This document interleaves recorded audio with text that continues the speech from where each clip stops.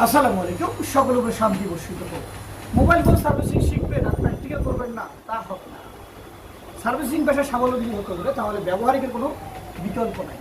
যেমন আপনাকে চিনতে হবে একটি মাদারবোর্ডের বিভিন্ন কম্পোনেন্টগুলো, বিভিন্ন আইসিগুলো, তার সাথে শিখতে হবে ট্রিক্স, মোবাইল তার সাথে শিখতে হবে ট্রিক্স কীভাবে কাস্টমার ইউজ করবে, তারপর ট্রিক্স শিখতে হবে কীভাবে একটি ফোনকে অতি অল্প সময় রিপেয়ার করতে হবে। তো এমনই বিভিন্ন ট্রিক্সগুলো শেখানোর জন্য আমরা প্রতিনিয়ত কাজ করছি। আজকে আসুন তা এই মানে ওর মধ্যে কিছু ট্রিক্স আজকে আমরা আমাদের চলমান এই 65তম ব্যাচের স্টুডেন্টের সাথে শেয়ার করব।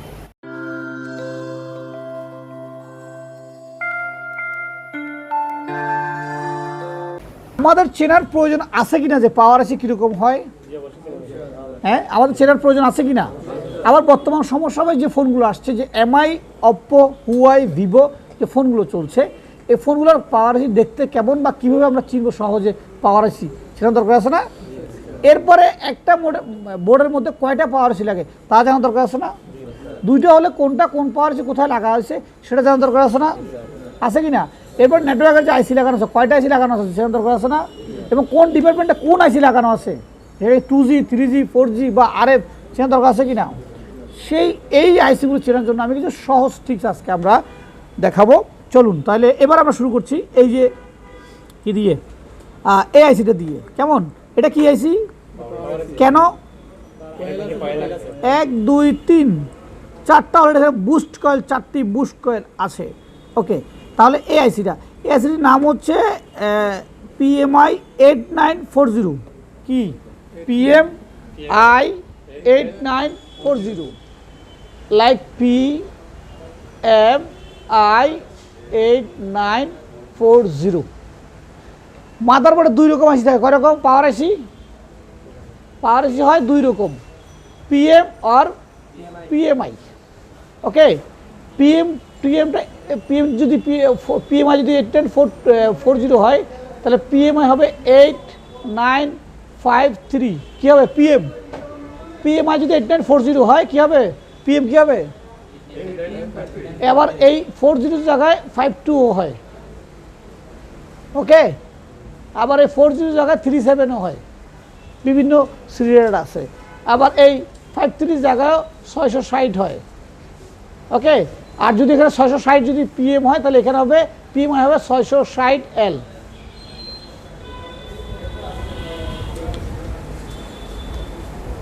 এইট 894053 ক্ষেত্রে একটু ডিফারেন্ট হয়, যে 8953 যদিও PM হয় তাহলে 8952 বা 40 PMI হবে। কিন্তু যদি 660 হয়, PMI 660 হয়, তাহলে PM হবে 660। ওখানে 660 PMIতে হবে কি 660L, আর PMI কি হবে? অনলি 660। এটা দিয়ে আমরা বুঝতে পারবো যে কীভাবে কোনটা PM আর কোনটা PMI। PM হচ্ছে একটি মোবাইলের অ্যান্ড্রয়েড বোর্ডের মেন পাওয়ার আইসি। কি আইসি? মেন পাওয়ার, যে ভোল্টেজ ডেলিভারি করবে সেই মেন পাওয়ার আইসিকে PM কোন ব্র্যান্ডের, কোন CPU ব্র্যান্ডের আইসিগুলো PM হয়? ভেরি গুড, কোয়ালকম CPU আইসি কি হয়? আর মিডিয়াটেকের কি হবে? মিডিয়াটেকের কি লেখাগুলো লেখা থাকবে MT। কি থাকবে? মিডিয়াটেকের সংকেত নাম কি? MT। ওকে, তাহলে কনক রেডি হন। হ্যাঁ, তো কি হবে তাহলে PM এবং PMI। আচ্ছা, PM হচ্ছে তাহলে একটা বোর্ডের মেন পাওয়ার আইসি, আর PM হচ্ছে সাব পাওয়ার আইসি। কি পাওয়ার আইসি? সাব পাওয়ার আইসি বা সাপোর্টেড পাওয়ার আইসি বা সেকেন্ডারি পাওয়ার আইসি। কোনটা? PMI কি আইসি? PM কি আইসি? PMI কি আইসি? PM না PMI? PMI না PM? না PM না PMI? না PM না PMI? PMI শেষ। প্যাস লাগছে না? গুড, এবার ক্লিয়ার করো দেখি আমাকে। আবার এটা প্যাস আছে, PM না PMI? না PMI না PM? ওকে, ঠিক আছে, শুরু করি এবার। আবার আমরা রিপিট করি তাহলে এবার। হ্যাঁ, তাহলে আমাদের যে পাওয়ার আইসি, সেই পাওয়ার যদি CPU যদি কোয়ালকম হয়, তার পাওয়ার আইসি কী হবে? পাওয়ার আইসি দুইটা কী হবে? দুটোটা শুরুতেই PM বা PMI থাকবে। ওকে, ঠিক আছে, তাহলে PMIটা কি আইসি? পাওয়ার আছে দুইটা দুই রকম। পিএমআইটা কি আর পিএমটা কি?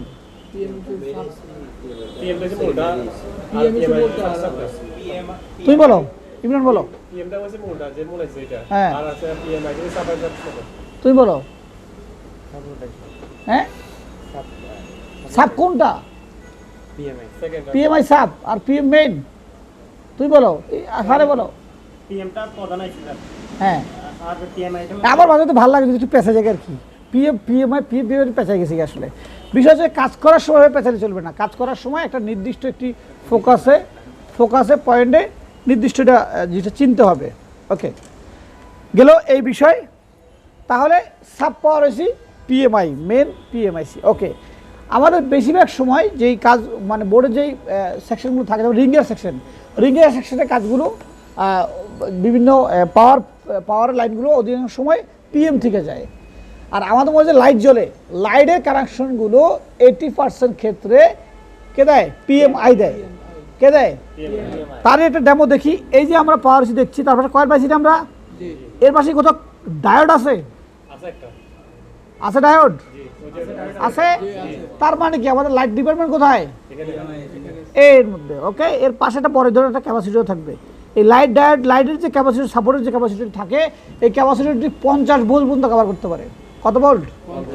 কেন পারে? কারণ লাইটের মধ্যে কত কি থাকে? লাইট সেকশনে হাই ভোল্টেজ থাকে না? তো সেই হাই ভোল্টেজের ডায়োড যখন দেয়, ডায়োড নিয়ে এটা ডিসি করার জন্য এই ক্যাপাসিটর থাকে, খুব সহযোগিতা করে। ওকে তার যদি কখনো 50 ভোল্টের আবার মারে, সেক্ষেত্রে ক্যাপাসিটরটি নষ্ট হয়ে যেতে পারে। ওকে তাহলে এই ডিপার্টমেন্টের মধ্যে আমাদের লাইট সেকশন আমাদের এর মধ্যে পড়ে গেছে। কিছু ক্ষেত্রে এই আইসির মধ্যে চার্জিং আসে, কিছু বোর্ডে আসে না। যেমন 660 পিএমআইয়ের মধ্যে চার্জ তোমার কি বলে পিএমআইয়ের মধ্যে লাইট গেছে, কিন্তু পিএমের মধ্যে কি ঢুকছে? চার্জিং ঢুকছে।